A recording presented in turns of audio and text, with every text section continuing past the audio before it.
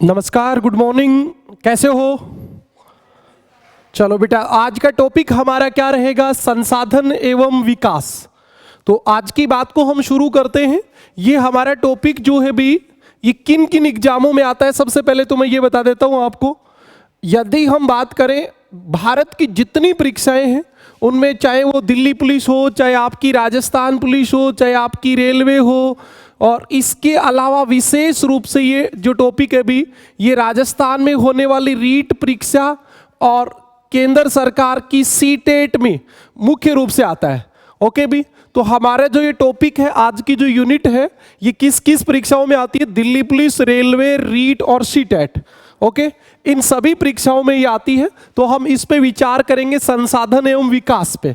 तो आपका सबसे पहला क्वेश्चन यही बनता है कि संसाधन होते क्या हैं।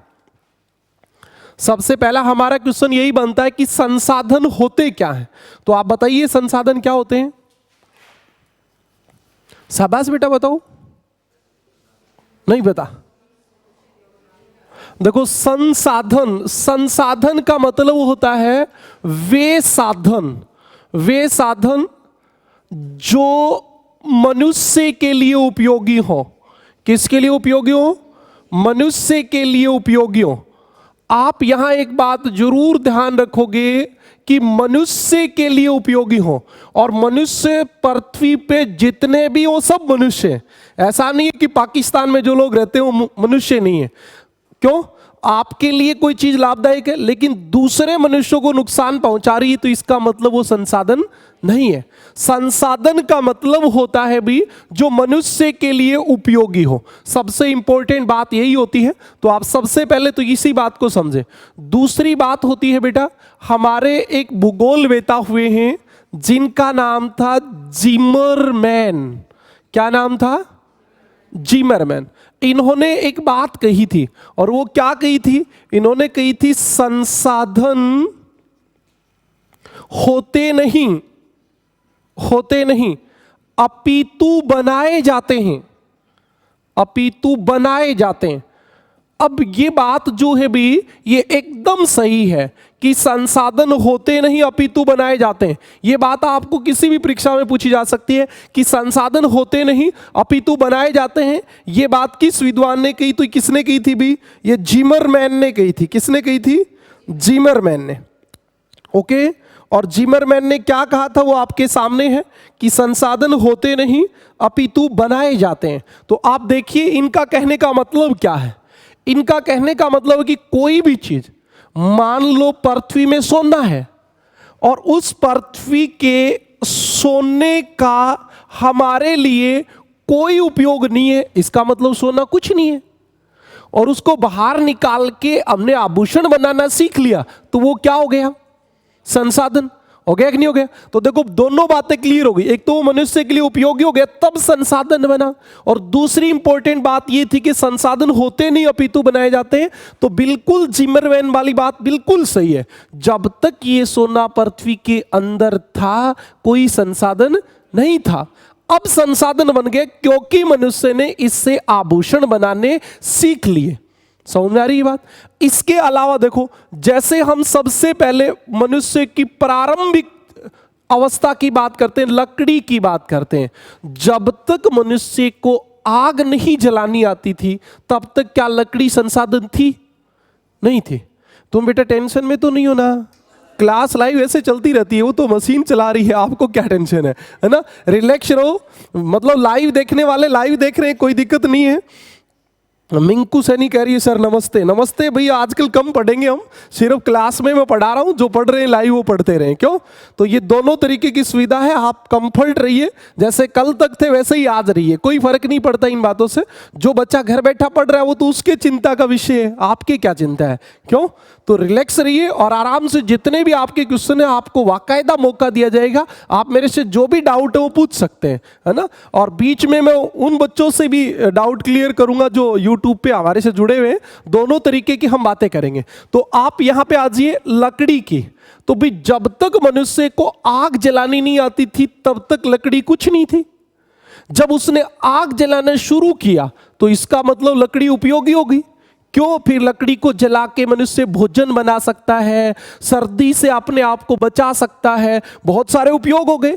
जैसे मनुष्य के लिए उपयोग हुआ और वो क्या बन गई? संसाधन। फिर देखो, संसाधन में एक खास बात और होती है। संसाधन में जब मनुष्य उसका रूप परिवर्तन करता है तो उसका मूल्य व उपयोगिता दोनों बढ़ जाते हैं। समझ में आई क्या बात?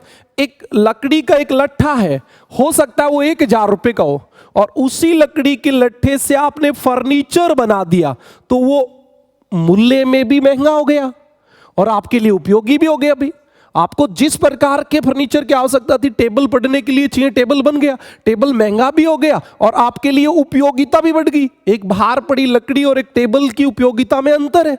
तो संसाधन क्या होते हैं आपके सामने क्लियर है कि वे साधन जो मनुष्य के लिए उपयोगी हो। बेटा मैं बार बार एक बात कह रहा हूं कि मनुष्य के लिए उपयोगी हो, क्योंकि आप लोग थोड़ी देर में ऐसे भी अंदाजा लगा लोगे, सर परमाणु बम भी संसाधन है, क्योंकि पाकिस्तान हर रोज हमारे कुचरनी कर रहा है ना, तो मेट देते हैं, है ना, मेट देते हैं तो हमारे तो काम आ ही गया। लेकिन बेटा वो हमारे काम आया तब क्या हुआ? पाकिस्तान को उसने, पाकिस्तान में जो लोग रहते हैं उनको नुकसान पहुंचा दिया।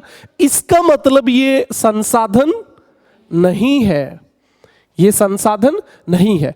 अब अपन इसके बाद और अगली बात पे चलते हैं कि कोई भी साधन संसाधन कब बनता है? जब उसकी उपयोगिता हो। उपयोगिता हो, जब कोई भी साधन की उपयोगिता होगी तो वो संसाधन होगा। कोई भी साधन, जैसे आप एक बात देखिए, मैं आपके लिए संसाधन हूं। क्यों? क्योंकि आपके लिए उपयोगी हो गया। अब आप यही बातें किताब में पढ़ते तो आपको हो सकता है 3 दिन में समझ में आती, अभी आधे घंटे में समझ में आ गई, तो मैं आपके लिए एक संसाधन हो गया, मतलब मैं आपके लिए उपयोगी हूं। एक पागल व्यक्ति जो बाहर बैठा है, आने जाने वालों के पत्थर मारता है, वो संसाधन नहीं है। अब आप देखिए मनुष्य में संसाधन क्या है? मनुष्य में संसाधन क्या है? मनुष्य को संसाधन कौन बनाता है? मनुष्य की बुद्धि, है ना। बुद्धिमान व्यक्ति संसाधन है कि नहीं है? जो आईआईटीएन है, जिन लोगों ने हमारे लिए इंजन बनाए, हवाई जहाज बनाई, वो सब संसाधन ही तो है।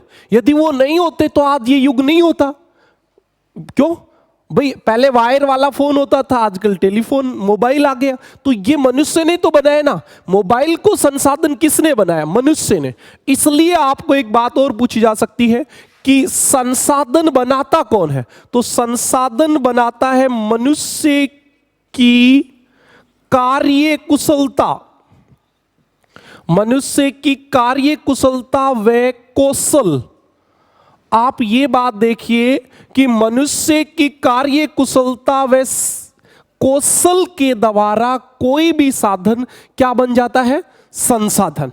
बिल्कुल सही बात है भी, है कि नहीं है? मनुष्य की कार्य कुशलता मतलब कार्य करने की जो तकनीक है और उसमें जो कौशल है, वो किसी भी चीज को क्या बनाता है? संसाधन। लेकिन यहां मैं आपको बता देता हूं, मनुष्य सृजनशील भी होता है, मनुष्य में सृजनशीलता भी होती है। इसके साथ साथ मनुष्य विनाशक भी होता है, बिल्कुल विनाशक भी होता है। इन दोनों बातों को मैं आपको एक तरीके से बताता हूं। जैसे आप यूरेनियम को ले लीजिए, यूरेनियम व थोरियम जानते हो ना? यूरेनियम व थोरियम, जिससे परमाणु विद्युत बनती है। क्या बनती है? परमाणु विद्युत बनती है, बिजली बनती है। अब देखो, यूरेनियम थोरियम से मनुष्य ने अपनी बुद्धि के द्वारा, अपनी सृजनशीलता के द्वारा क्या बनाई? परमाणु ऊर्जा। तो यूरेनियम थोरियम क्या बन गया? संसाधन। और जब इसी से, इस यूरेनियम थोरियम से मनुष्य ने क्या बना दिया? परमाणु बम। परमाणु बम बना दिया तो वो आपके लिए क्या बन गया? विनाशक। तो मनुष्य की कार्य कुशलता व कौशल के द्वारा संसाधन बनते हैं। इसके साथ साथ मनुष्य की कार्य कुशलता व कौशल सृजनशीलता का काम भी करती है, तो विनाशक का काम भी करती है। कई बार मनुष्य ऐसी चीज भी बना देता है जो नुकसान पहुंचाती है। आपको पता ही है, बहुत सारी चीजें ऐसी भी हैं जो नुकसान पहुंचाती हैं। भाई इस प्रकृति में बहुत सारी चीजें ऐसी भी तो हैं जो नुकसान पहुंचाती हैं। जब किसी भी साधन की उपयोगिता कम और उसके विनाश ज्यादा हो जाएंगे, उसकी हानिकारक प्रभाव ज्यादा हो जाएंगे, तो उसका संसाधन का दर्जा क्या हो जाएगा? समाप्त हो जाएगा। ओके, ये आपके लिए इंपॉर्टेंट बात है। अब एक सवाल और आता है कि सर मनुष्य जब चाहे तब किसी वस्तु को संसाधन बना सकता है क्या? नहीं बना सकता। क्यों नहीं बना सकता? तो कोई भी संसाधन बनने के लिए दो चीजों की आवश्यकता होती है, समय व प्रौद्योगिकी की। प्रौद्योगिकी का मतलब होता है टेक्नोलॉजी। टाइम और टेक्नोलॉजी बहुत इंपॉर्टेंट होते हैं। अभी कैसे होते हैं आप खुद अंदाजा लगा लीजिए इस बात का। आज से 200 साल पहले हम जाएं तो उस समय सूर्य का प्रकाश हमारे लिए कोई काम का नहीं था। आज हम सूर्य के प्रकाश से सौर ऊर्जा बना लेते हैं। आज से 200 साल पहले, 500 साल पहले तेज हवा से कुछ नहीं होता था। आजकल तेज हवा से पवन ऊर्जा बन जाती है कि नहीं बन जाती है? तो इसके लिए क्या जरूरी है? समय। मतलब जैसे जैसे मनुष्य अपने दिमाग को विकसित करता जाता है, उसके दिमाग में नए आइडियाज, नई तकनीक आती जाती हैं और उन टाइम और टेक्नोलॉजी के आधार पे वो क्या बनाता चलता है? संसाधन। आजकल आप देख ही रहे हो भी, ऊर्जा के क्षेत्र की भी अपन बात करें तो पवन ऊर्जा, सौर ऊर्जा, ज्वारीय ऊर्जा, भूतापीय ऊर्जा, कितनी प्रकार की ऊर्जा आ गई। ये टाइम की तो बात है, नहीं तो पहले ऊर्जा का एकमात्र साधन क्या था? लकड़ी और कोयला। क्यों? तो समय और प्रौद्योगिकी के अनुसार धीरे धीरे संसाधन बनते हैं। अब आपको समझ में आया संसाधन होता क्या है? तो वे साधन जो मनुष्य के लिए उपयोगी हो, संसाधन कहलाते हैं। मैं यहां बता रहा हूं मनुष्य का मतलब क्या होता है? पूरी सृष्टि का मानव, चाहे वो कहीं का भी हो। उसके बाद जिमरमैन नाम का एक विद्वान था, उसने कहा कि संसाधन होते नहीं अपितु बनाए जाते हैं। बिल्कुल सही बात है। वर्तमान में सौर ऊर्जा को, पवन ऊर्जा को, ज्वारीय ऊर्जा को मनुष्य ने क्या बना दिया है? संसाधन बना दिया है। नहीं तो वो संसाधन काहे के होते थे? नहीं होते थे, पहले कोई काम ही नहीं होता था। अब उसके बाद आया कि संसाधन बनाता कौन है? तो मनुष्य की कार्य कुशलता व कौशल। और ये मनुष्य की जो बुद्धि है, ये दो प्रकार के काम करती है। एक सर्जनशीलता का, नई चीज बनाने की, और कई बार नई बनाते बनाते खतरनाक चीज भी बना देते हैं। तो ये विनाशक का काम भी करता है। और कोई भी साधन संसाधन बनता है समय और टेक्नोलॉजी के आधार पर। ओके भी, संसाधन शब्द की बात करें तो रिसोर्स नाम सुना होगा आपने।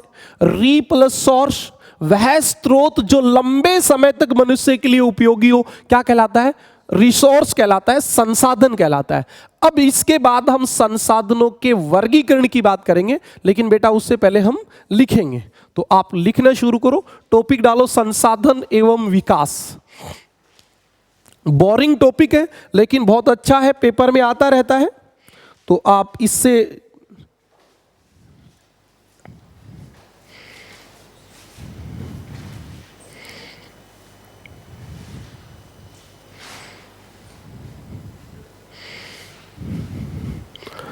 ओके भी। तो अब हम शुरुआत करते हैं। सबसे पहले लिखो संसाधन एवं विकास में पहली बात, संसाधन एक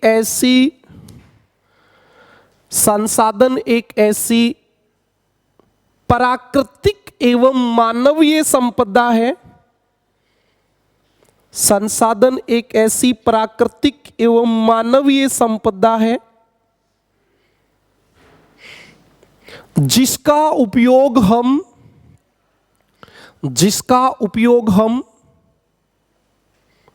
अपनी आवश्यकताओं की पूर्ति के लिए करते हैं। संसाधन एक ऐसी प्राकृतिक एवं मानवीय संपदा है जिसका उपयोग हम अपनी आवश्यकताओं की पूर्ति के लिए करते हैं। जिसका उपयोग हम अपनी आवश्यकताओं की पूर्ति के लिए करते हैं। ओके भी, लिख लिया? अगली बात लिखो, एक वस्तु अथवा पदार्थ की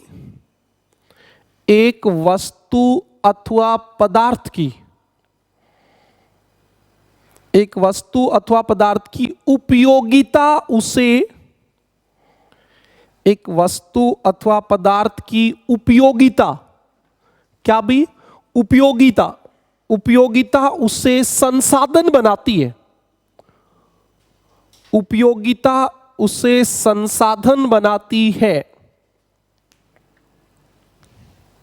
ठीक है, अगली बात लिखें, सभी संसाधन मूल्यवान होते हैं।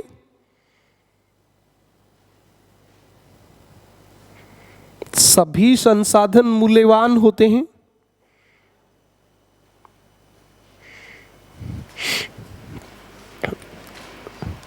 अगली बात लिखो, किसी भी तत्व को मानव अपनी, किसी भी तत्व को मानव अपनी कार्य कुशलता व कौशल से, ये इंपॉर्टेंट बात है, इसको अंडरलाइन कर लेना, कार्य कुशलता व कौशल से संसाधन बना सकता है।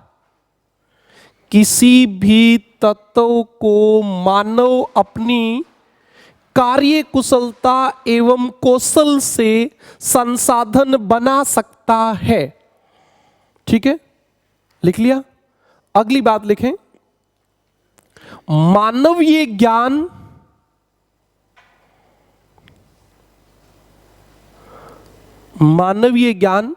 संसाधनों के लिए, मानवीय ज्ञान संसाधनों के लिए सर्जनकर्ता, मानवीय ज्ञान संसाधनों के लिए सर्जनकर्ता एवं विनाशक दोनों का काम करता है। सर्जनकर्ता एवं विनाशक दोनों का काम करता है। ओके भी।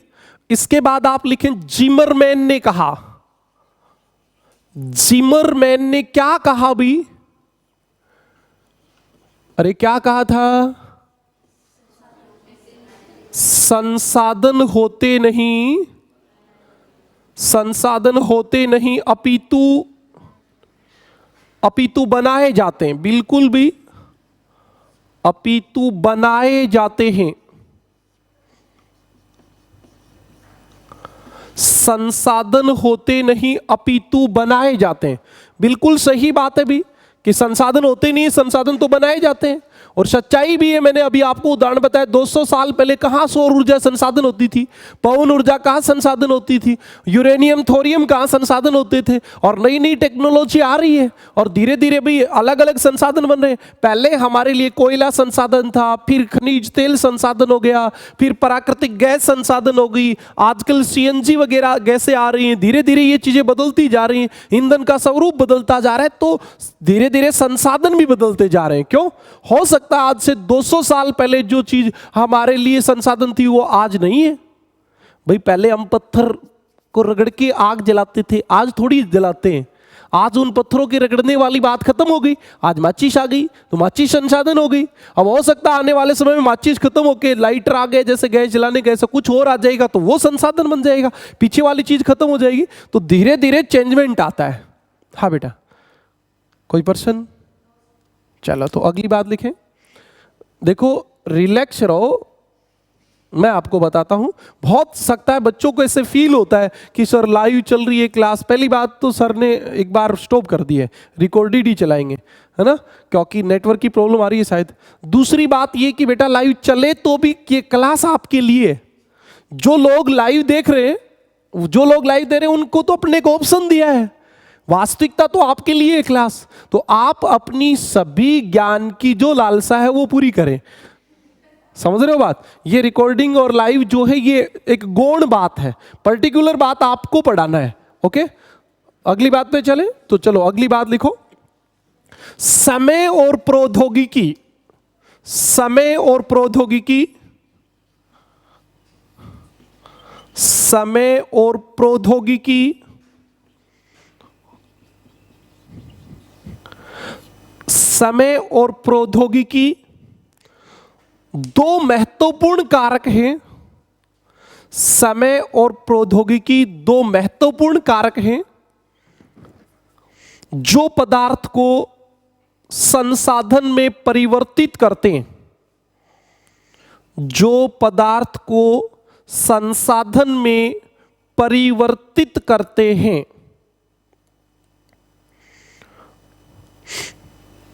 ओके भी। और लास्ट में एक इंपॉर्टेंट बात ये लिख दो, मनुष्य भी एक संसाधन है। अरे है क्या? मनुष्य भी एक संसाधन है। आप भी हो क्या संसाधन? बिल्कुल बेटा, तुम्हारे घर वालों के काम तो आते ही हो, है ना। संसाधन सभी संसाधन है। निकम्मा व्यक्ति संसाधन नहीं होता, तुम निकम्मे थोड़ी हो, नहीं हो ना, तो सब संसाधन। मनुष्य भी एक क्या है? संसाधन। ओके भी। उसके बाद आप अगला टाइटल डालो और वो ये डालो, संसाधनों के प्रकार। थोड़ी सी लास्ट में करंट की बातें भी बताएंगे। हर रोज हमने एक शेड्यूल बनाया है कि लास्ट की क्लास मुझे मिली तो 1 घंटे ज्योग्राफी और आधे घंटे करंट। ओके, इस प्रकार से अपन मैनेज करेंगे समय को। हाँ जी, संसाधनों के प्रकार। अब बेटा संसाधन जो होते हैं वो आप सीधे तौर पे देखें तो 2 प्रकार के होते हैं। एक होते हैं प्राकृतिक। प्राकृतिक शब्द बार बार आएगा, प्राकृतिक संसाधन। और एक होते हैं मानवीय संसाधन। क्यों भी? मानवीय संसाधन, प्राकृतिक संसाधन और मानवीय संसाधन। बहुत सारे बच्चों को पेपर में यह भी नहीं पता चलता कि सर प्रश्न आया है ये किससे आया है। जिसको आप ये नहीं कहते कि सर बिना पढ़ा हुआ पेपर आ गया, वो यही चीज होती है। बता देता हूं, क्योंकि बेटा वर्तमान में ये 2 ही चीज इंपॉर्टेंट है कि हमारे पास क्या रिसोर्सेज हैं और हम डेवलपमेंट कैसे करें, विकास कैसे करें। आपको पता है हर चीज में विकास विकास विकास होता रहता है, तो उसी से क्वेश्चन आते हैं। तो आपसे पूछा गया प्राकृतिक संसाधन क्या होते हैं, मानवीय संसाधन क्या होते हैं। तो आप देखिए, प्राकृतिक का मतलब होता है जो प्रकृति ने बनाए हैं। अब आपके एक दिमाग में आएगा, सर चीज तो सारी प्रकृति ने बनाई है, हमने क्या बनाया है।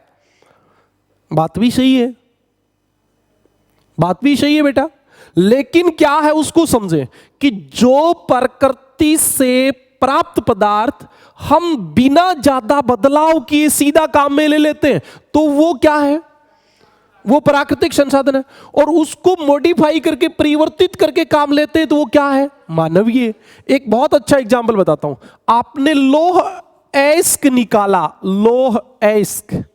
बहुत सारे बच्चों को तो ये भी नहीं पता होता कि लौह अयस्क और लौह इस्पात में अंतर भी होता है क्या। आयरन और स्टील में क्या अंतर होता है पता है क्या? ये बेटा खान से निकलता है सीधा सीधा।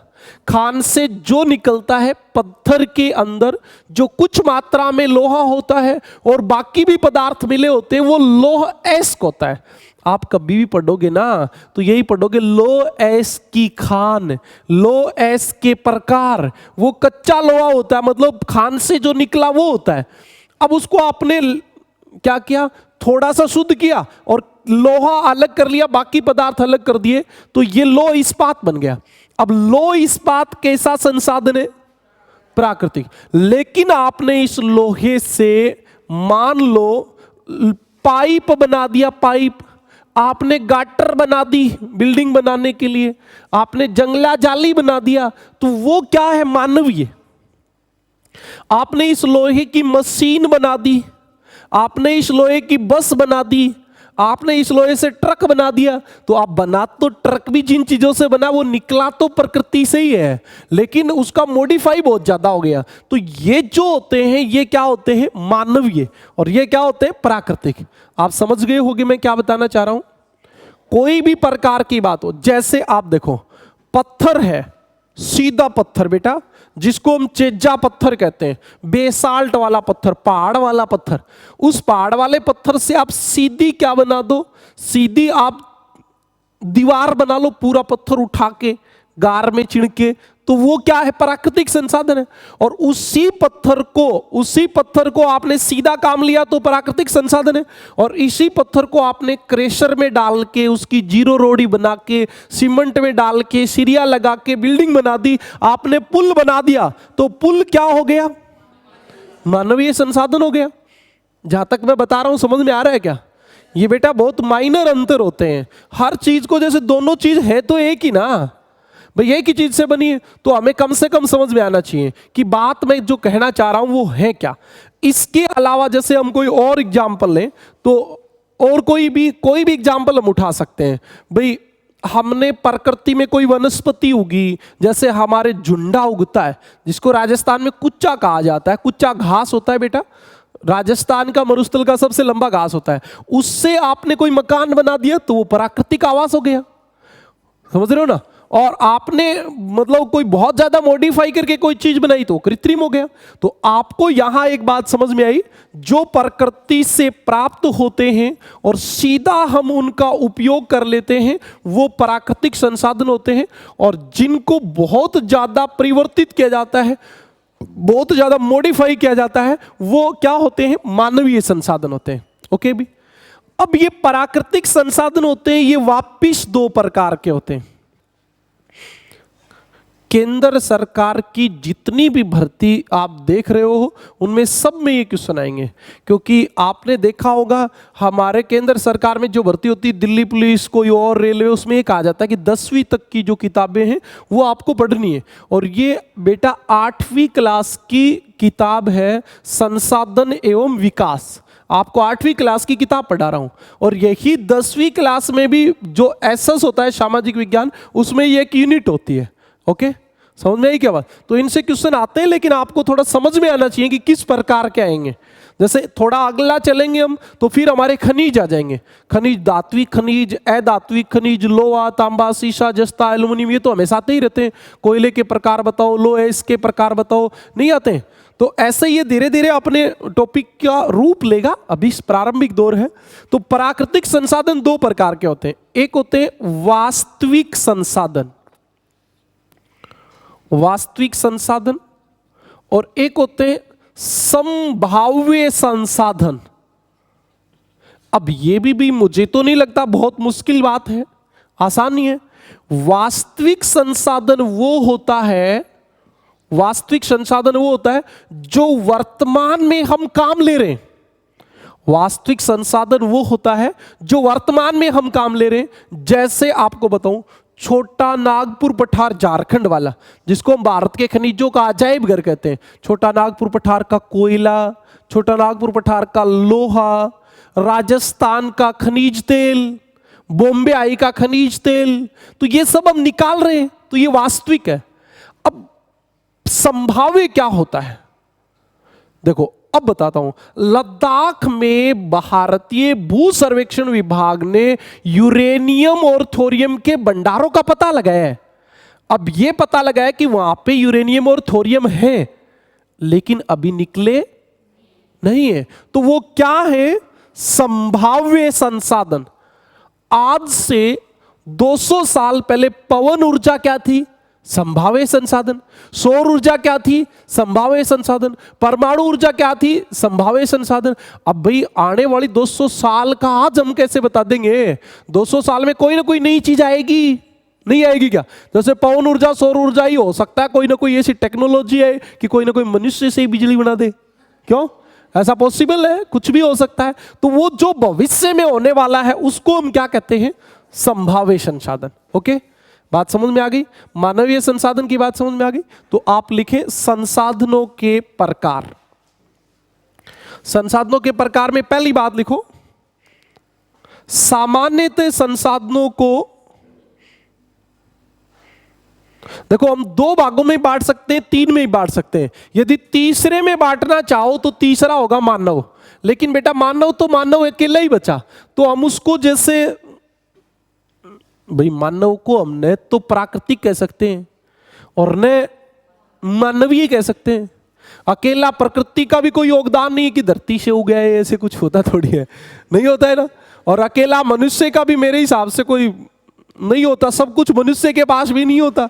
क्यों, क्योंकि कुछ ना कुछ तो नेचुरल सिस्टम का भी योगदान है ही। तो आप इसको तीन भागों में विभाजित कर सकते हो। वैसे मानव को मानव वाले पोर्शन में ही रखेंगे, क्योंकि मैंने न तो मानव को इधर रखा न इधर रखा, तो तीसरा पोर्शन भी हम बना सकते हैं। और ना समझे तो दो भी ठीक है भाई, प्राकृतिक और मानवीय, क्योंकि मानव तो अकेला बच ही गया।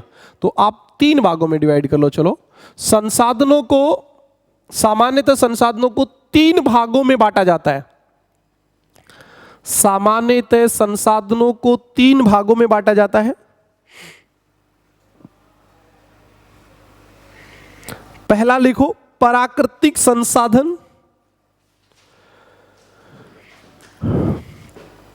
पहला प्राकृतिक संसाधन। प्राकृतिक संसाधन में लिखो वे संसाधन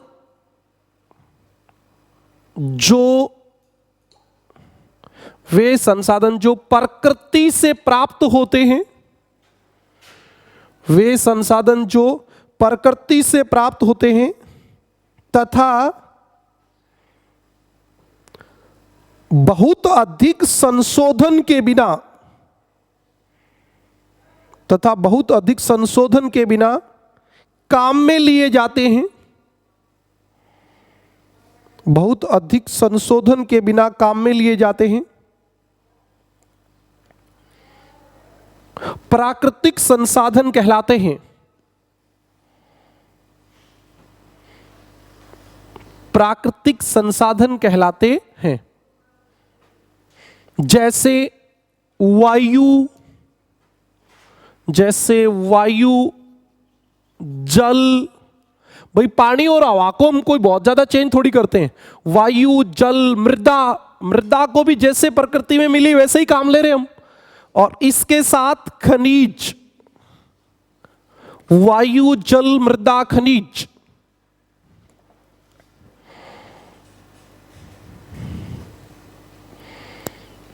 ओके भी।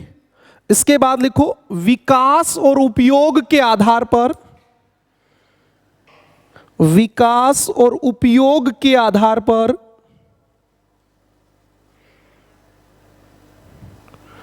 विकास और उपयोग के आधार पर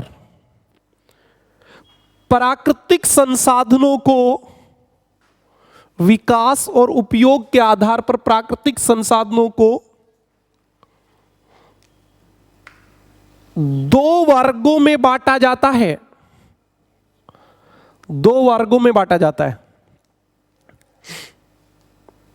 2 वर्गों में बांटा जाता है। पहला वास्तविक संसाधन, वास्तविक संसाधन, और दूसरा संभाव्य संसाधन। वास्तविक संसाधन और संभाव्य संसाधन।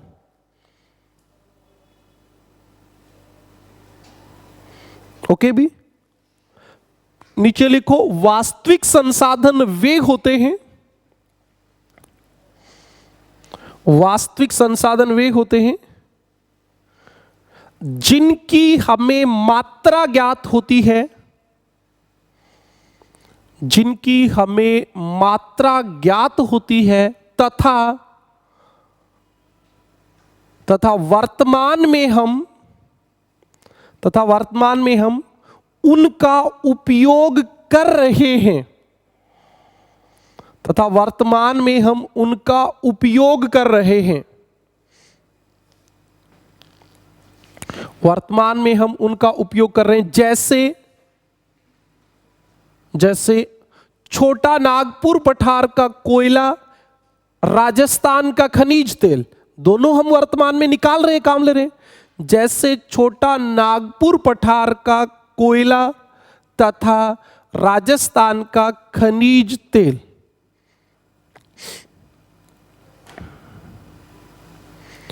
अब आप लिखो संभाव्य संसाधन। वे संसाधन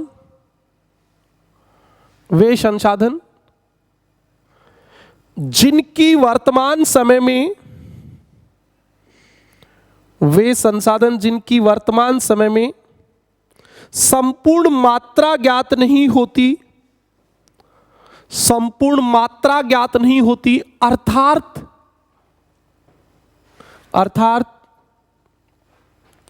हमारी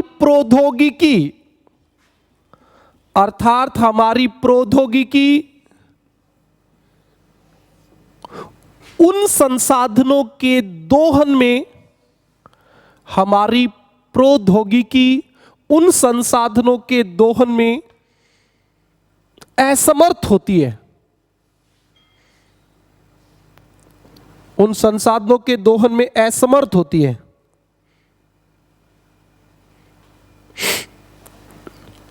जैसे लद्दाख में पाए गए यूरेनियम के भंडार, जैसे लद्दाख में पाए गए यूरेनियम के भंडार।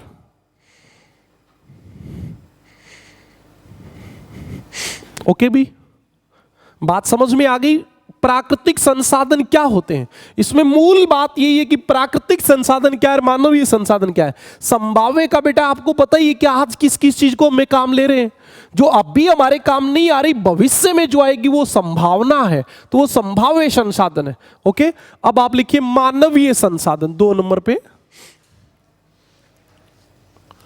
कुछ पदार्थ प्रकृति से निकालने के बाद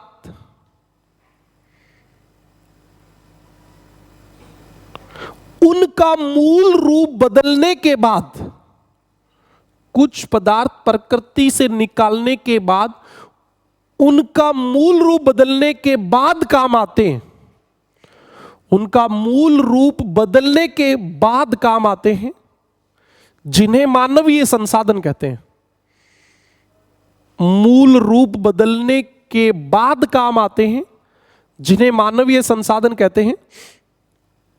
जैसे पुल, भाई सड़क पे पुल बनाया तो देखो पुल बनने में काम तो वही आएगा, लोहा, सीमेंट, कंक्रीट, पत्थर, लेकिन वो जैसे प्रकृति में मिले उनसे पुल थोड़ी बन गया, बहुत कुछ चेंजमेंट करना पड़ा, टेक्नोलॉजी लगानी पड़ी, रूप बदलना पड़ा। जैसे पुल, सड़क, रेल लाइन, पुल, सड़क, रेल लाइन, मशीन, वाहन, भी कार, मोटर कार वगैरह जो होती हैं, ये बनी तो लोहे की, इनकी होती है, प्लास्टिक की होती है, लेकिन कोई ऐसे थोड़ी कि धरती से लोहा निकाला, प्लास्टिक निकाला और हाथ से मिला दिया वाहन बन गया, ऐसे थोड़ी होता है। तो प्रौद्योगिकी तो लगती है ना, तो ये बात है।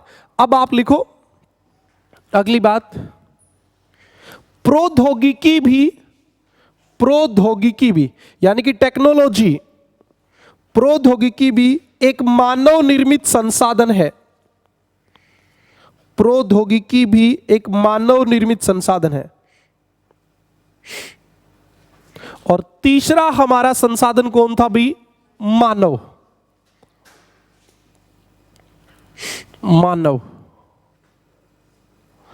तो मानव में आप लिखो मनुष्य भी एक संसाधन है, मनुष्य भी एक संसाधन है।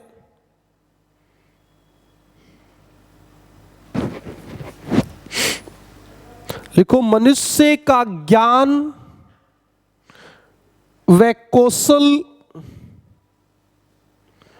मनुष्य का ज्ञान व कौशल तथा शिक्षा व स्वास्थ्य, ज्ञान, कौशल, शिक्षा व स्वास्थ्य उसे संसाधन बनाता है।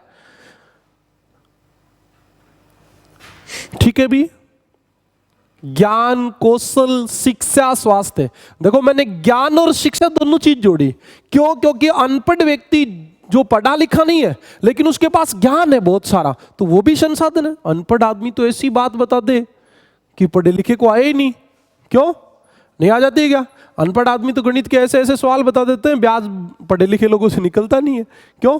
तो वो जो ज्ञान है वो भी संसाधन बनाता है।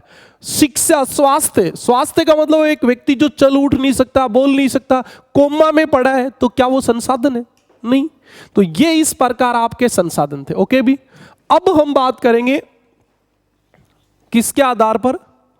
उपयोग की सततता के आधार पर। ये सततता सही है गलत है चेक कर लेना भाई, हिंदी मुझे कम ही आती है, क्यों? एक तय से तो काम चलेगा नहीं मेरे हिसाब से, क्यों? उपयोग की सततता के आधार पे। अब इसके आधार पे संसाधन जो होते हैं भी, वो आप मुख्य रूप से 2 प्रकार के होते हैं, लेकिन हम 3 प्रकार से भी बना सकते हैं। एक होते हैं असमाप्य, पहले असमाप्य को ले लेते हैं, और एक होते हैं समाप्य।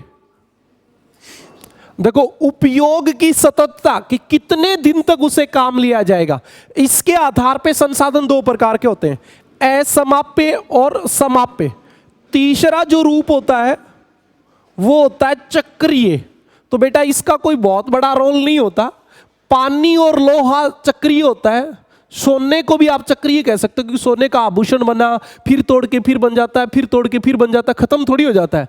तो इस प्रकार आपके संसाधन जो होते हैं वो समाप्य और असमाप्य मोटे तौर पे दो प्रकार के होते हैं। इनका एक को नाम और होता है, वो और समझे। इसका नाम होता है नवीकरणीय। अब बहुत सारे बच्चों को यही नहीं पता चलता कि असमाप्य और नवीकरणीय, और ये क्या आएगा, अनवीकरणीय। अनवीकरणीय, अनवीकरणीय और नवीकरणीय। तो आप इन थोड़ा सा इन दोनों में अंतर देखिए। असमाप्य मतलब समाप्त नहीं होगा। समाप्त क्यों नहीं होगा? क्योंकि नया बन रहा है। समाप्य समाप्त हो जाएगा। क्यों समाप्त हो जाएगा? क्योंकि नया नहीं बन रहा। कॉमन सेंस से नया नहीं बनेगा तो खत्म हो गई, चाहे कितना ही भंडार हो। और नया बनता जाएगा तो फिर क्या होगा? समाप्त नहीं होगा। अब आपको देखने हैं कि इनमें से कौन से संसाधन जो है वो समाप्य हैं और कौन से असमाप्य हैं। जैसे आपसे मैं बात करूं, वन समाप्य है कि असमाप्य है? असमाप्य बेटा। अब आप कहोगे सर वन तो समाप्त हो रहे ना धीरे धीरे। अरे तो वो तो हम कर रहे हैं। अब मान लो हम नए पेड़ पौधे लगाने चाहे तो लगा तो सकते ही हैं, वनों को हम क्रिएट कर सकते हैं, कहीं कोई दिक्कत नहीं है। इसके बाद आप देखिए सौर ऊर्जा। भाई आज सूर्य निकला, उसको आप काम लो ने लो, कल दोबारा निकलेगा और उतनी ऊर्जा फिर आएगी। तो सौर ऊर्जा क्या है? असमाप्य, क्योंकि ये तो हर रोज आनी है। अब आप कहोगे सर समाप्त तो हो सकती है, क्योंकि आपने तो कहा था तारे की मृत्यु होती है, और सूर्य तो क्या है? तारा। सूर्य क्या है?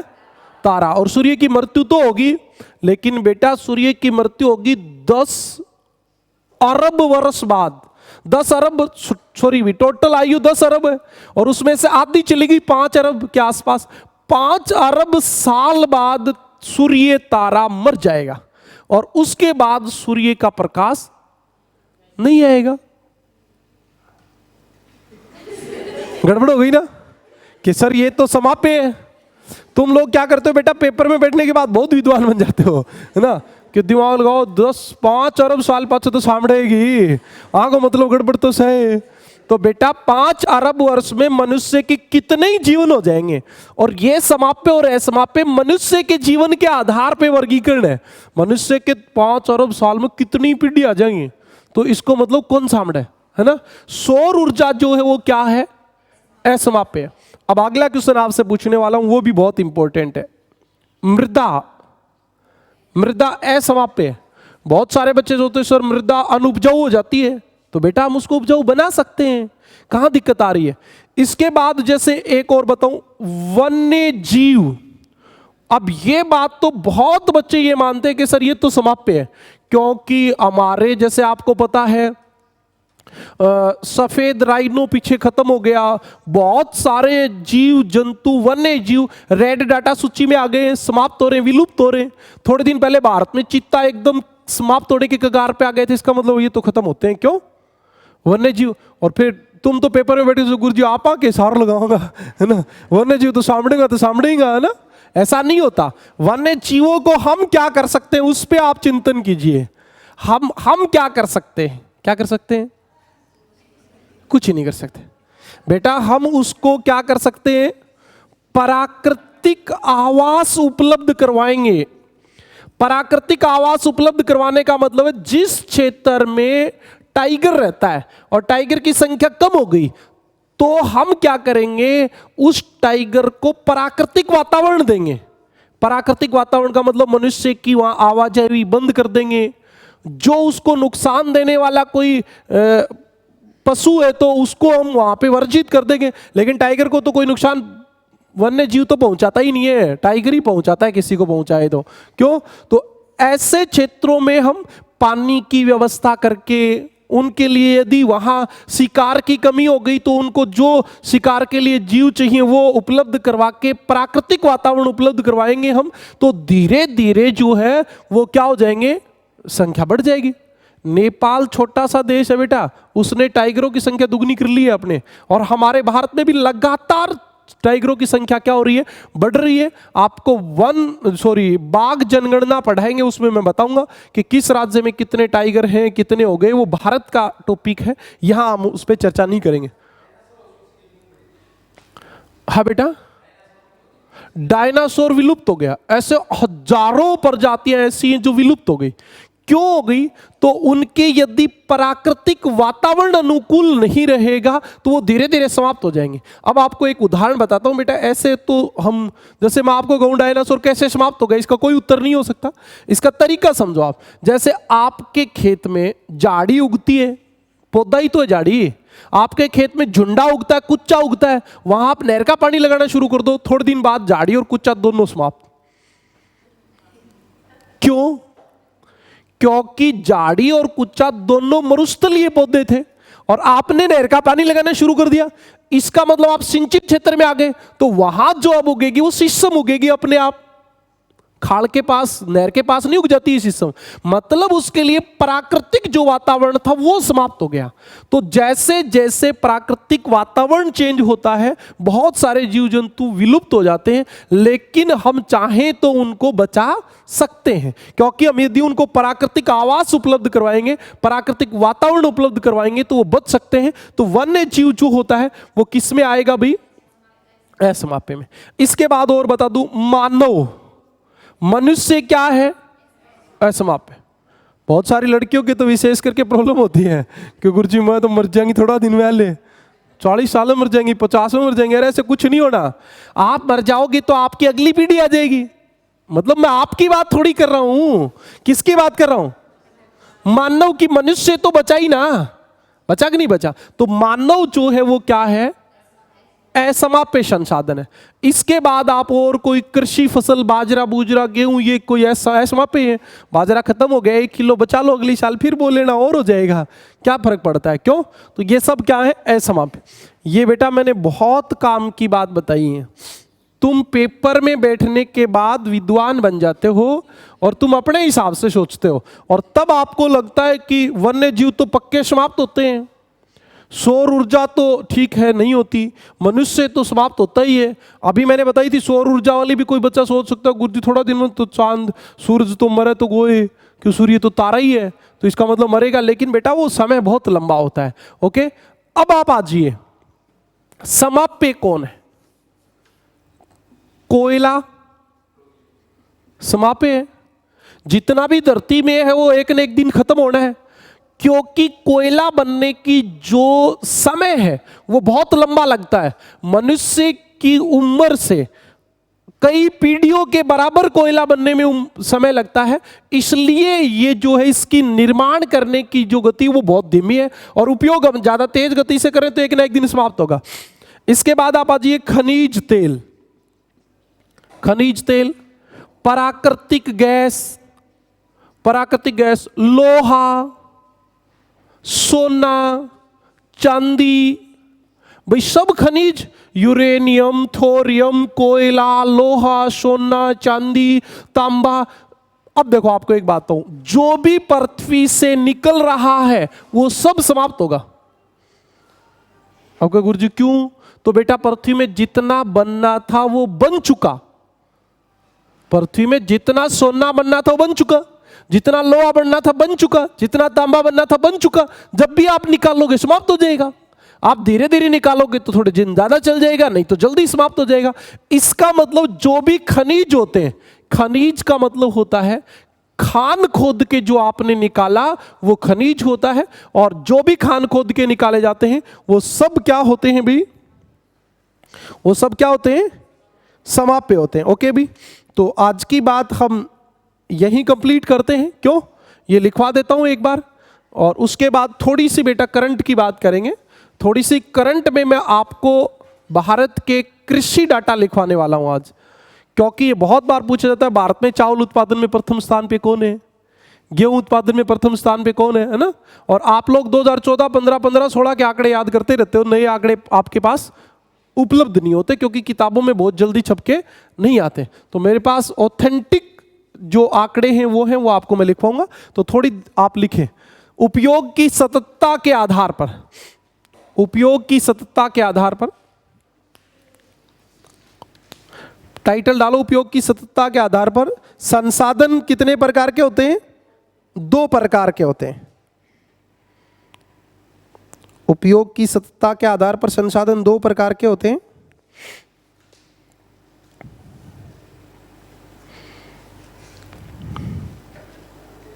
हाँ जी, पहला लिखो नवीकरणीय या असमाप्य संसाधन। नवीकरणीय या असमाप्य संसाधन, नवीकरणीय या असमाप्य संसाधन।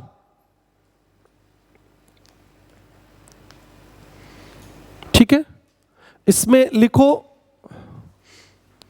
इसमें वे संसाधन आते हैं, इसमें वे संसाधन आते हैं जिन्हें पुनः उत्पादित किया जा सकता है। इनमें वे संसाधन आते हैं जिन्हें पुनः उत्पादित किया जा सकता है। इसमें वे संसाधन आते हैं जिन्हें पुनः उत्पादित किया जा सकता है, जैसे वन, सौर ऊर्जा, वन, सौर ऊर्जा, पवन, पवन या पवन ऊर्जा दोनों में से जो चाहो लिख लो, पवन। उसके बाद आप लिखो जल, मृदा, कृषि उपज, जल, मृदा, कृषि उपज, और कृषि उपज के बाद लिखो मानव, मृदा लिख ली ना? हाँ, तो बस कंप्लीट हो गया। फिर आप 2 नंबर पे लिखो समाप्य या अनवीकरणीय संसाधन। समाप्य या अनवीकरणीय संसाधन, इसमें लिखो वे संसाधन, वे संसाधन जिनका भंडारण सीमित है। वे संसाधन जिनका भंडारण सीमित है, इसका मतलब ये बेटा नया हम नहीं बना सकते। जिसको भाई पृथ्वी बन गई, उसके अंदर जो भी बन गया वो बन गया, अब और थोड़ी बनेगी पृथ्वी। इसका मतलब जो भी पृथ्वी में वो क्या है? भंडारण सीमित है। तो कंप्लीट हो गई बात। जैसे बाकी बातें मैंने समझा दी, लिखने की कहां आवश्यकता है समाप्य असमाप्य में। जैसे, जैसे में लिखो सबसे पहली बात कोयला, पेट्रोलियम, कोयला, पेट्रोलियम, प्राकृतिक गैस, प्राकृतिक गैस, तांबा, तांबा, बॉक्साइट तथा यूरेनियम, बॉक्साइट तथा यूरेनियम। ओके, ये आपका क्या हो गया? कंप्लीट।